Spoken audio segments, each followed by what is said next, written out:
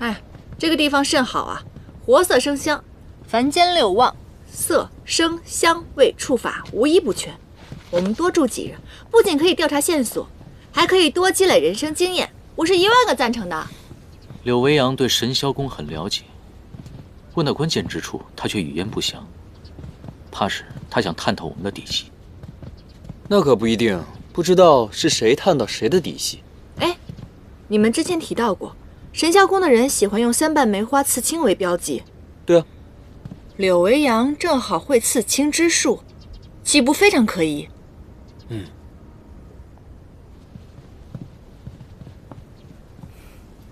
？3位公子好巧啊，可要对其解闷。柳公子刚刚那盘得胜了呢。哦，不过10子而已，算是场小胜。福双与我学棋半个月，进步如此神速，果然聪颖。还是公子教得好。这尽欢房来来往往人甚多，还从未有人能够赢过公子呢。柳公子，您的功夫、刺青、御兽，还有下棋，无一不精通。像您这样的人才，为何会躲在这胭脂堆里呢？都是些爱好罢了。要是严公子对下棋感兴趣，不妨来试试。甚好，那我就派出我的小弟与你比试一番。上！你不是出身名门正派吗？琴棋书画你肯定样样精通啊，你上啊！下棋我是真不会，靠您了。那巧了不是，我也不会。要不你上？我也不行啊，那怎么办？林青如此冰雪聪明，我猜啊，你就算现学也能胜他。你现在说这番鬼话合理吗？哎，要不然咱们2个打个赌，如果你不能胜他，往后夜宵全由我来做。上吧。罢了罢了，只能我出马了。来吧，我与你比试。慢着，我和这帮姑娘们下棋，是因为她们聘我做了教棋师傅。我要是与你下，可有什么赌注吗？这样吧，金子银子乃是俗物，赌起来太没意思了。若谁赢了，便问输家一个问题，必须如实回答，如何？成交。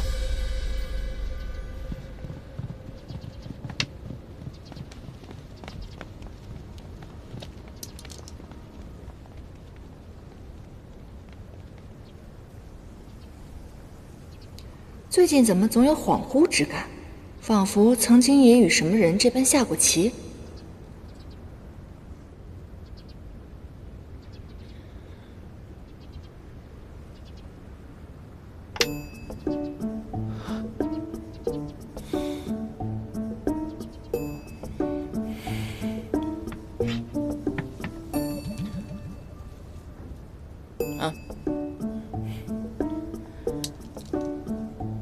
我们毕竟是来查李晨线索的，若是消息走漏的话，怕是不妥。现在正是好好摸清柳维阳底细的好时机，而且我断言，严旦必胜。你怎么知道？他虽然是有一点点小聪明吧，但也是现学现卖，只怕是还没有开口掏出线索呢，就把我们的底细都漏光了。我就是知道，而且3盘以内，柳维阳定吃不下严旦一子，你就看着吧。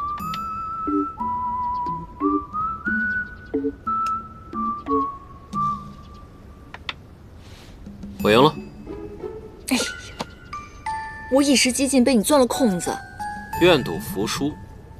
你生平所见过最厉害的法术是什么？这个喽，不离锁，可以使人变成傀儡，招之即来，挥之即去。要我看呀，这么恶毒的法术，应该尽早废除。既然你都这么说了，那我得提前研习一下御鸟术，或许更适合你。小人，再来。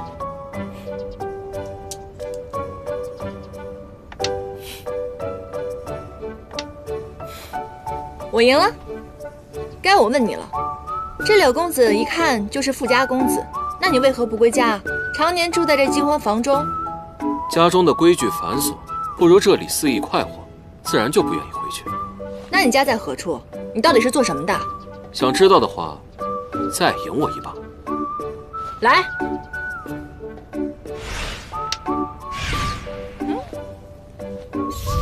师从游侠，最善驯鸟，心无大志，随缘度日。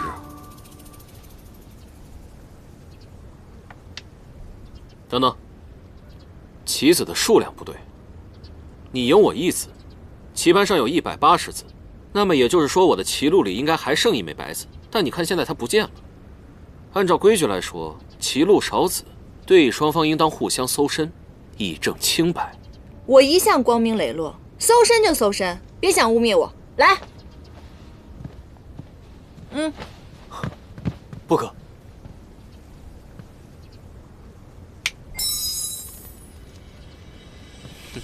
不是吧？又来？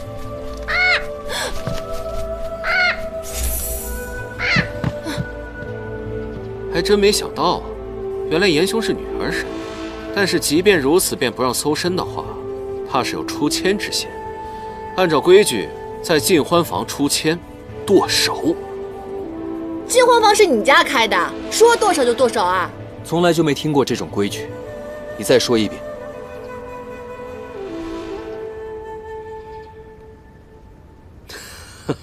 不好意思，我给记错了，无需剁手，只需上台表演一番，给大家助助兴即可。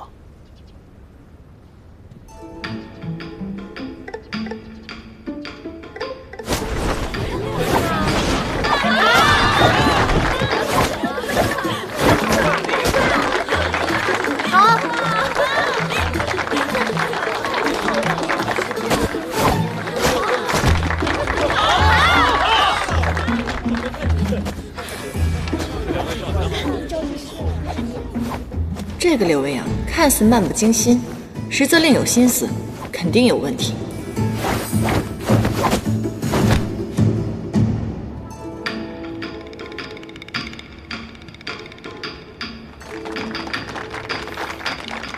哎，这是什么？这是我们禁欢房的红花绣球，每位舞娘都有1朵，只要抛出就代表情定此人。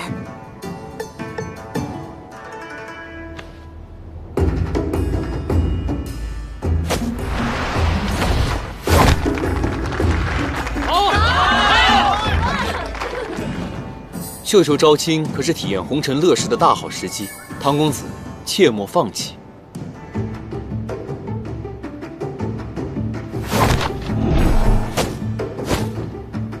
绣球先落在你的眼前，显然与你更有缘，我可不敢夺人所爱。你既知前后顺序，那有些人，你早就该放弃。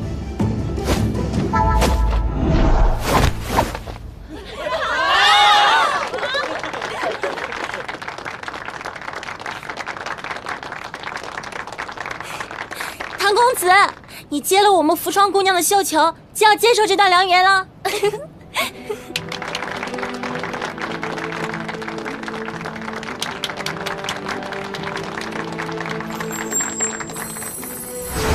法环在手，约束于心，从此断情绝爱，了却红尘。难道唐州对扶霜动心了？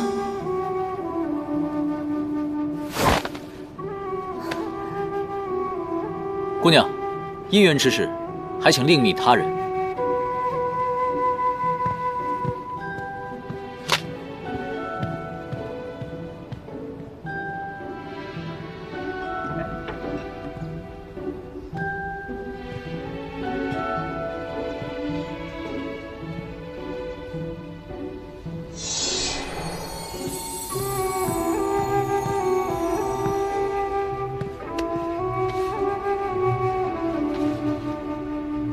你果然受伤了，我猜的没错，只是没想到，竟然伤得如此严重。我与你初相见之时，便见你配有此环，只是不知此为何物，为何会将你勒伤呢？凌霄牌，继承人需要，佩戴此环，已征心无旁骛，了却红尘。若有违反，必受追刺之痛。如此看来，你岂不是……无妨。修行之人，向来自绝于声色犬马。你初来五房，难免心神不宁，实属正常，不必太过自责。用不了多久便会好起来的，慢慢的你就会习惯了。两位公子，打扰了。今日得见两位精妙绝伦的剑舞，扶霜大为敬佩。扶霜于尽欢房中现役，时而被人轻薄调戏，想学一些招式法术防身，不知公子是否愿意传授一二？荣幸之至，唐公子自然愿意传授。唐公子，习惯的机会来了。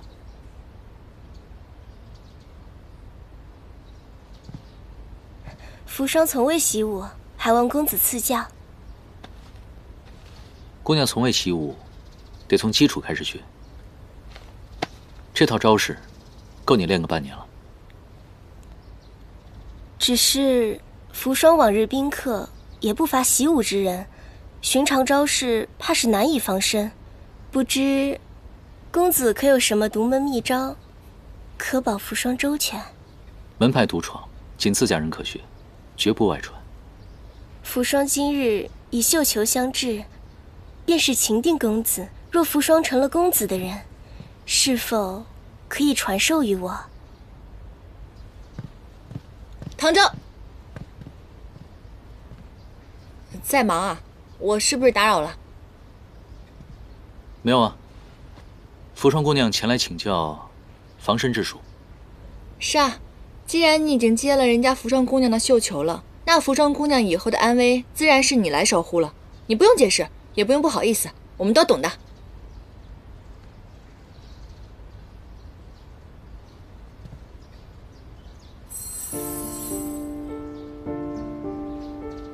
原来只有你能让他心乱。既然严姑娘前来拜访，那扶霜就先行告辞，晚些时候再来向唐公子请教。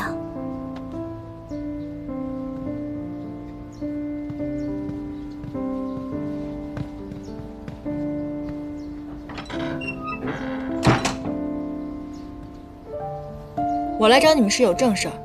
我刚刚观察了下柳微阳，我发现他对你们舞剑的招式十分感兴趣。先是设局看你们比剑，后又有扶霜姑娘主动前来学舞。我觉得他们的目的没有那么单纯，我们得注意一点。是。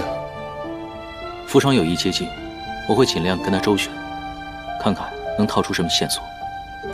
唐天师向来不近女色，在周旋的时候可千万不要疾言厉色，露了马脚才对。于墨，我刚刚听闻说这城中有一个说书人特别喜欢讲神霄宫传奇，回头咱们去听听吧，没准有什么线索呢。好，那明日辰时我们一同出发。好呀，没问题。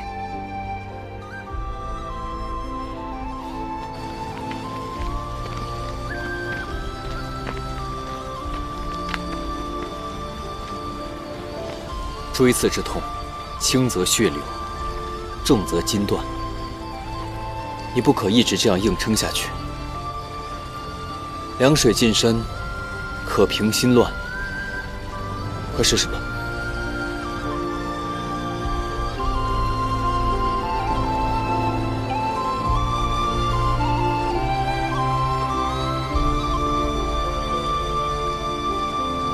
你是怎么知道这个方法的？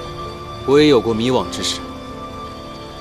在过去的日子里，我看到我自己的心上人同他人亲热的时候，我内心之痛如锥刺骨一般，难以克制。后来我学会了将自己泡入寒水之中，用寒水来麻痹自己。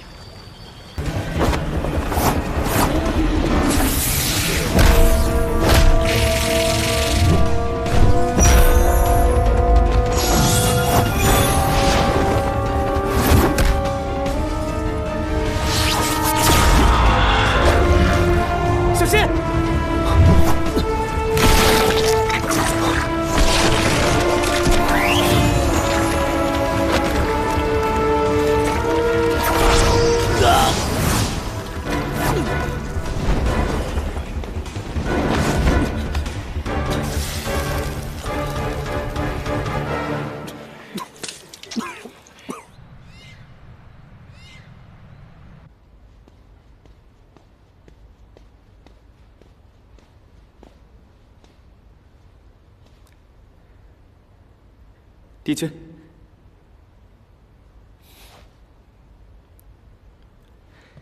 小仙先行告退。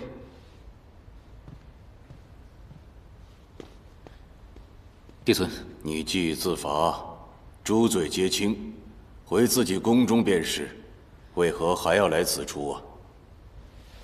帝尊，我有一事相求。怎会伤了仙灵？并无大碍。为了一个仙子，违逆天规，还伤重如此，值吗？帝尊，我之所以受伤，是在叶忘川遭遇了伏击。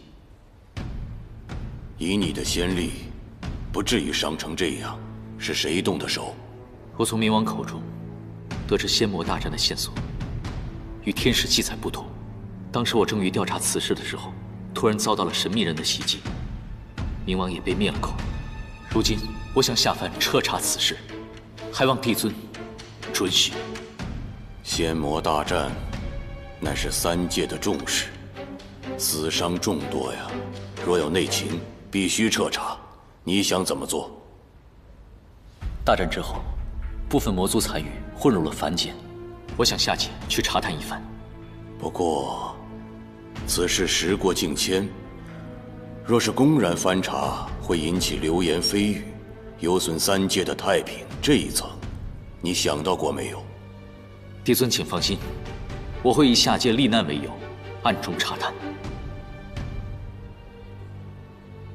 也好，我便昭告天界，东极清离应渊帝君违反天规，在进仙大典之后被贬下界罹难。我会保留你的记忆，还有仙力，以便你在凡间行事。谢帝尊。但是你要记住，即便是在凡界，也要遵守天规。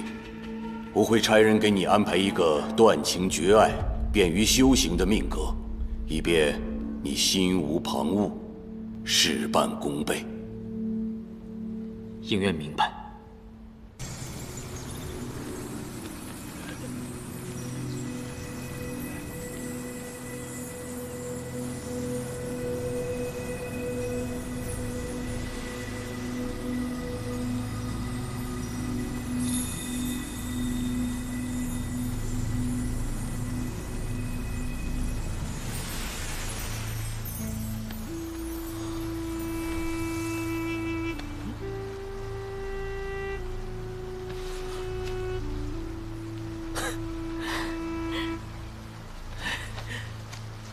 这是何物？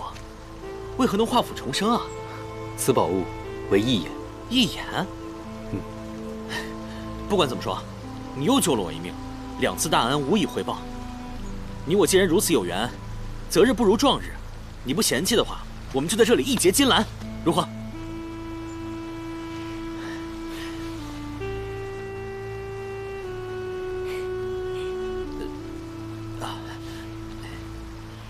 方才你也救了我一命，这是我应该做的。但是，我有要事缠身，先行一步。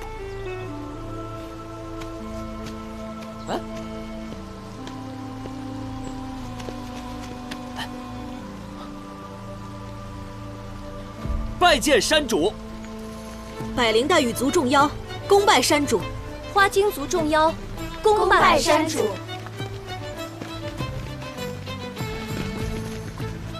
恭拜山主，恭拜山主，恭拜山主。此为何意？岩兰山向来以妖力的高低来推举山主。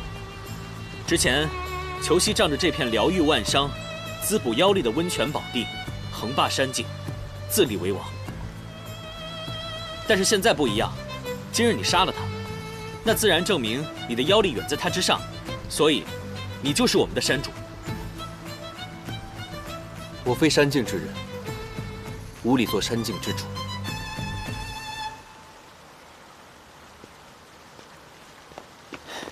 那有何关系？自从裘西当了山主，众多妖族流离在外，无家可归，英雄不问出处。是你替我们铲除了山境的大害。这些人都是自愿跟随你的，请你不要推脱了。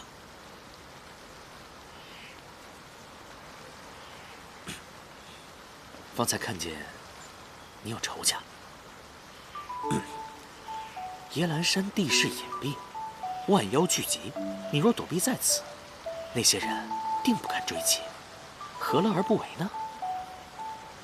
我此次下凡，是来寻一个人的，此事非常重要，一刻不能耽搁。那便更要留下了啊！耶兰山的妖族手眼通天，你要做了山主啊，万千妖族听你号令，别说是找一个人了，就算是找一根草，找一粒沙，他们也定能帮你找到。如果想让我留下来也可以，答应我一个条件。好，你说，只要我能做到的，我都答应。你叫什么名字？子林。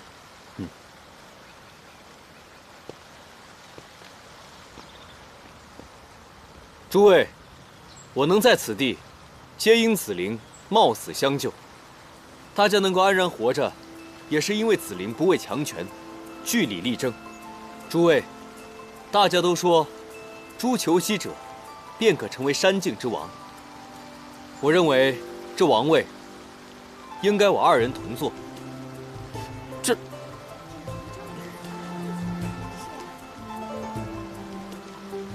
哎。往后，山境之事，你主外，如何？你的意思是，我主外，你主内？甚好，甚好。只是还不知道那人姓甚名谁。那人？哦，于墨。都听到了吗？还不参拜于墨山主？拜见二位山主。恭拜二位山主。诸位快快请起。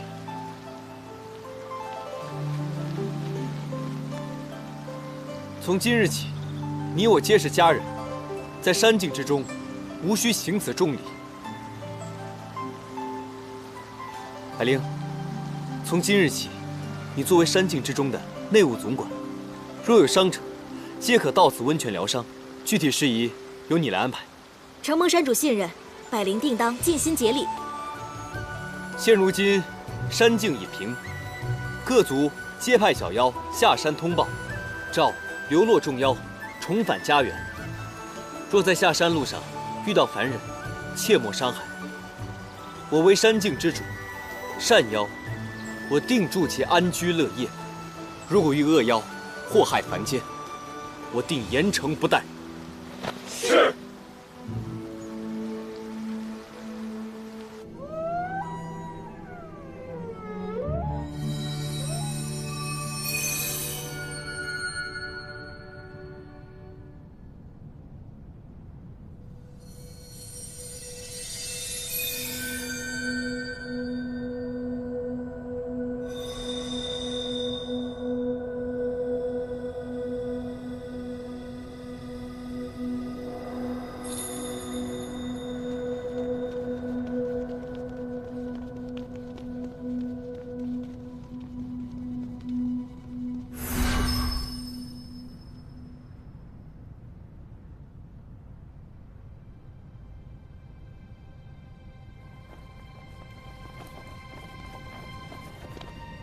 帝君，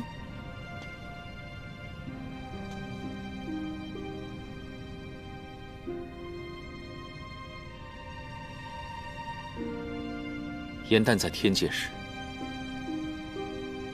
最期盼的便是姐姐晋升仙界，所以我来是替她实现心愿。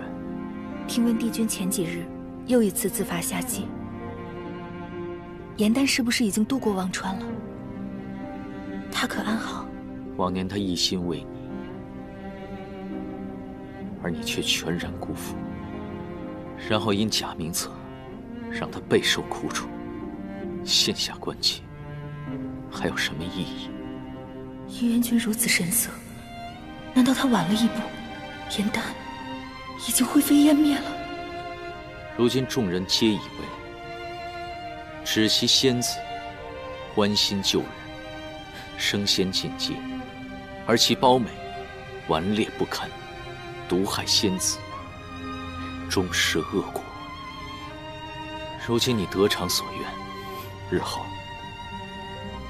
便可高枕无忧了。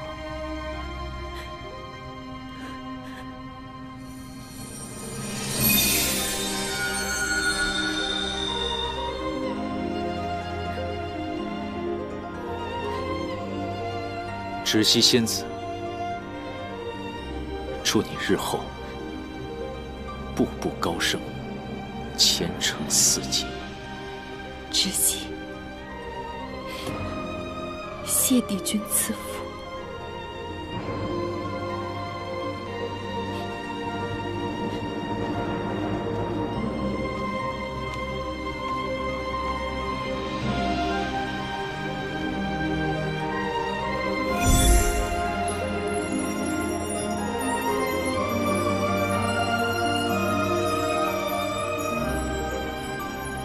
这满天星光，再也无人与我共赏。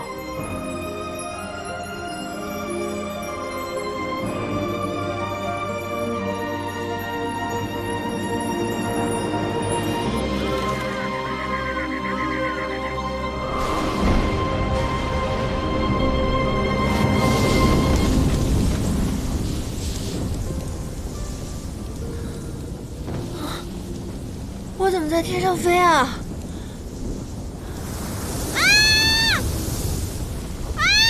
救命啊！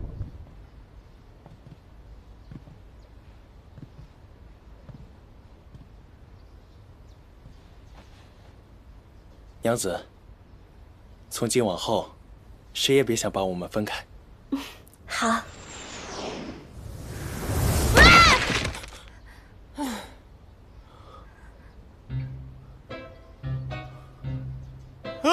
救命啊！妖怪，说的是我吗？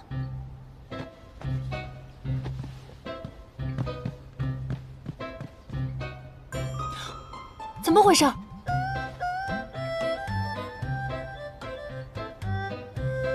我是谁？我怎么会落到这里？为什么我什么都想不起来了？冰锥刺骨入髓，反复无休，凄寒刻骨，痛若凌迟，至死方歇。思玄在妙法阁当差数千年，多少上仙的法器都是出自他的手。他对再卑微的仙士都是柔声细语，关怀倍加。他受的这一些苦刑，皆是因为动了情。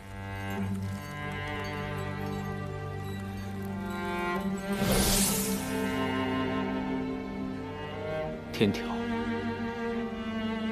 是修仙成神之本，不容例外，也不容打破。无论是人还是神，都会有七情六欲，可天庭的规定不让神仙动情，这就违背了天性。我问你，如果有一天我动了情，可是我没有伤害任何人，我也没有做错任何事情，你会杀了我吗？应渊，从今往后，定要以你的母亲为戒，谁若犯戒，你也要亲手处置，这是你的职责，也是你的罪孽。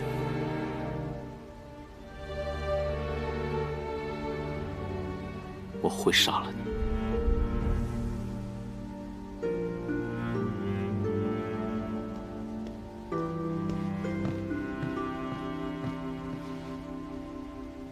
帝君，天兵处众将皆已到齐，正在院中等候。100遍，一个字也不能少。美军各拨出2支精干小队，轮班交替，于仙界各个要害之处防守巡逻，严查死守。天机阁天兵处如有进出者，除帝尊与4帝君外，都需要严格的盘查。如今情势微妙，小仙不得不问句不吉利的话：如若魔界率兵来袭，共同攻打东南西北4大天门，各军正值小队换班之期，是否会打乱我军阵脚？无妨。本军的兵书当中，讨论最多的就是多战场拉锯战，正好能解此顾虑。4节循环，这棋局又称长生劫。听闻帝君带着此局上下求索近千年无人可解，不知是哪位上仙竟将此局给破了。有朝一日，他要是获封上仙了，那仙界岂不是聒噪极了？这棋局，正如这棋面所示，看似巡逻防守的小队是闲棋废子，实则乃是成败的关键所在。你说这破局者究竟是何人，竟如此高明？是啊。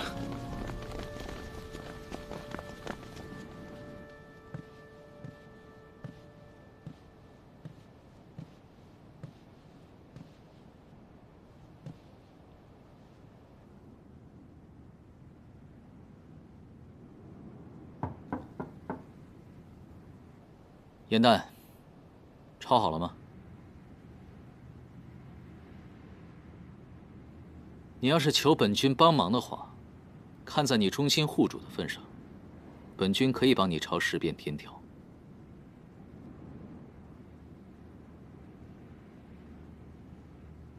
方才我不是那个意思，只是让你谨守天条，莫做出离经叛道之事。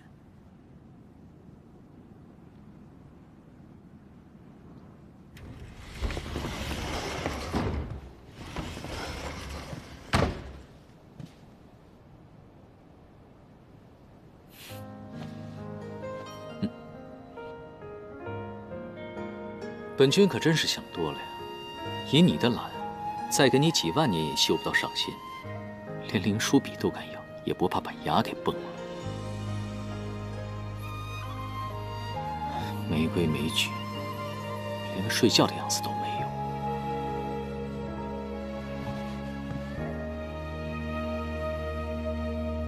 做一粒偷笑八荒的心，碧落无趣到流泪的人间去，却以为常有四海的雨，尘埃如洗，难过欢喜都轻易的忘记。你掠过了青丝缠入指尖，还沉迷于一瞬间花开的时息，偶尔兴起也泛愁绪，温柔捂住了一颗心，情不自禁的分一半出去。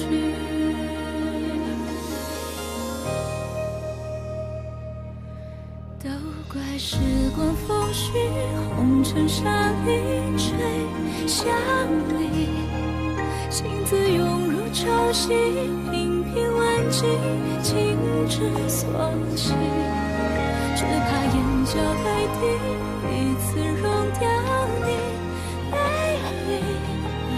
我的痴情，我的须臾，一次看懂万物凋敝。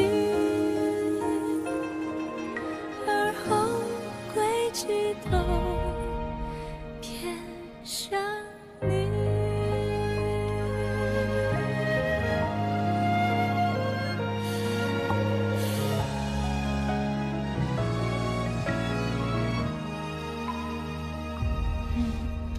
望着你，是最近的远行，比苍生多一点爱你。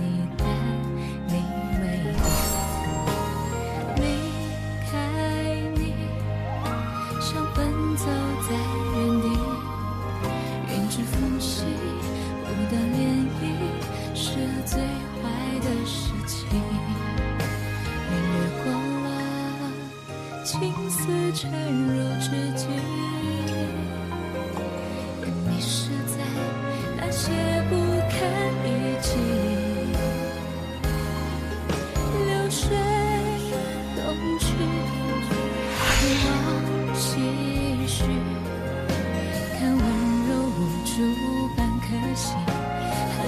自尽的一并交出去。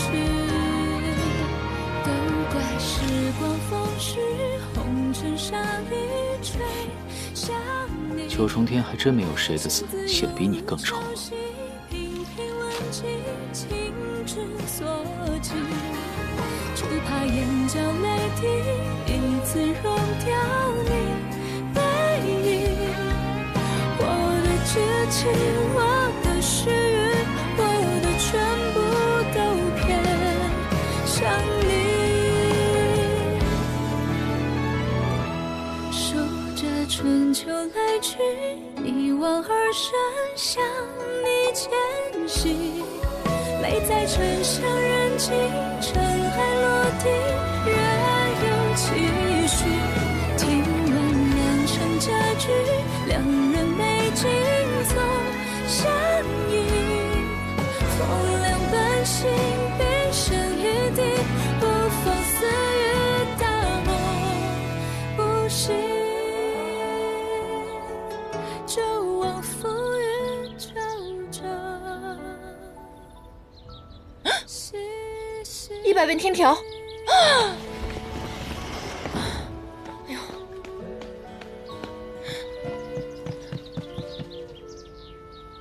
啊！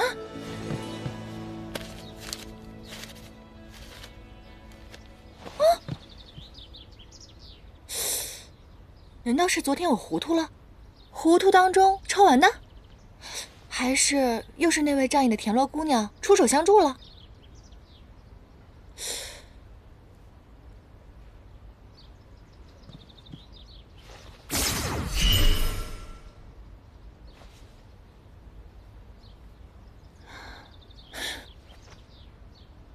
应渊这个小人，都承认小人了，还干这么无聊的事情，没意思。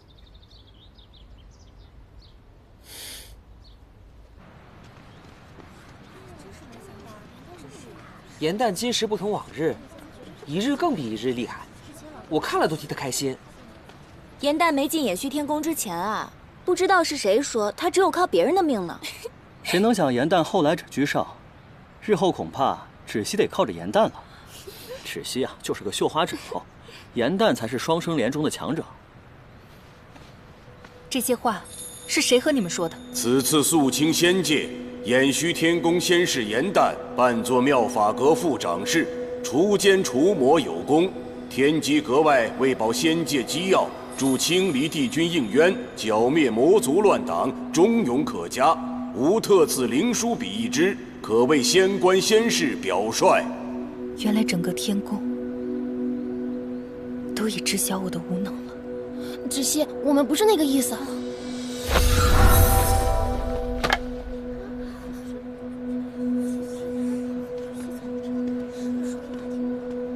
看来你的妹妹拿你的无能邀功去了。你堂堂一个副掌事，居然要靠一个仙士来救。你妹妹在帝尊面前邀功请赏，与自己的跟班编排你的无能，你还真是不辜负我的期望，把我妙法阁的脸都丢尽。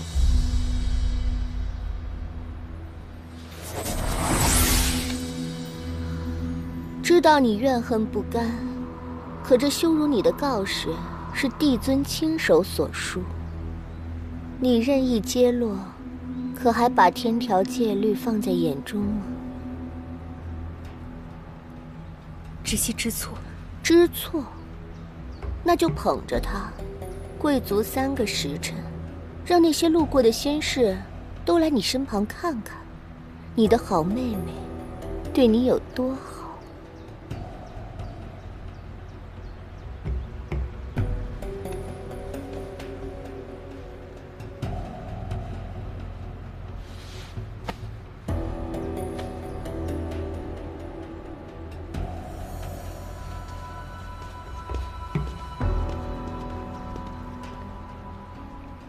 芷溪仙官，那些混账话都是平日里开玩笑说的，您千万别往心里去。颜淡平日里和你们说我是弱者，是无能之辈，哪拿这种话开玩笑，是吗？不是的，我们不知道，我们什么也没说过。走。严旦平日里最在意这个姐姐，要是她知道我们说错了话，闹了这一出，那我们的戏就没法拍了。过几日瑶池盛宴，一切顺心顺意，芷溪自然就释怀了。你可别再多说话了啊！好。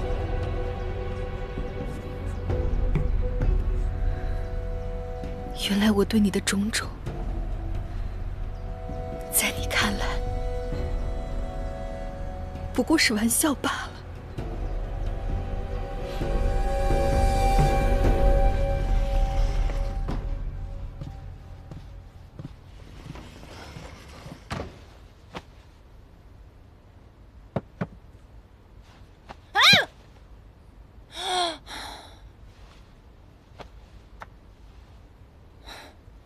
我说你这个小乌龟啊，是我辛辛苦苦的带你脱离了苦海，没有功劳也有苦劳，对吧？你现在已经是一只大龟了，你能不能稍微的体谅一下你的恩公，不要乱跑了，好不好？你干嘛？你怎么了？你是不是体内燥热？要不然我给你扎几针。你在说什么呀？我是一个汉旦，我听不懂你的龟言龟语。哎，算了，我还是让黑土来治你。你们这些水族小弟都一个德行，明明该你们哄我，每次都让我去哄你们。算了，能力越大，责任越大。于墨，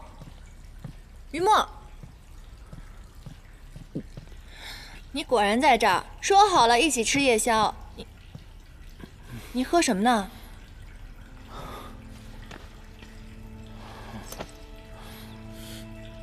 你居然在喝酒！你才多大，小小年纪不学好，开始学喝酒啦？这个东西虽然不好喝，可喝多了会使人快乐。快乐什么快乐？别喝了！你睁开眼睛看看，你看看我是谁？你知道吗？我不愿让仙界的人想起他们，但是我又想让他们想起他们。他们为了仙界，为了盟约，不惜牺牲一切，甚至牺牲掉自己的命。可是到头来又换来什么呢？我甚至从来就没有见过我的父亲，以后也再也见不到了。